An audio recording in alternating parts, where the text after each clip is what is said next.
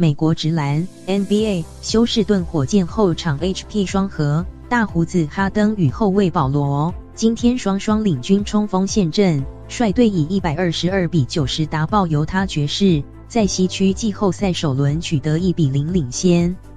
火箭在西区名列第4种子，在季后赛首轮面对第5种子爵士，两队在今年例行赛4度交锋，两队胜负各半，两强在季后赛首轮狭路相逢，没想到战局成一面倒，火箭全场净赢对手32分，是队史在季后赛次高的净胜分。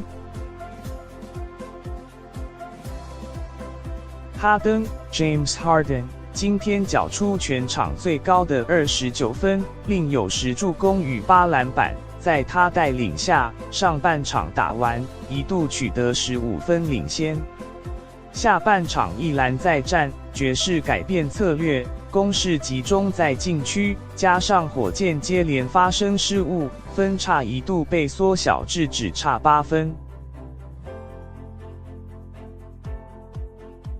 不过决胜第4节，轮到保罗 Chris Paul 挺身而出，他包办4分，再接连妙传给外围埋伏的射手豪斯 Daniel House Jr. 飙进3分，率队拉出一波10比0攻势，再将领先差距扩大至20分，提前锁定胜局。保罗今天拿下14分、7助攻，射手高登 Eric Gordon 飙进3颗3分球，也赞助17分。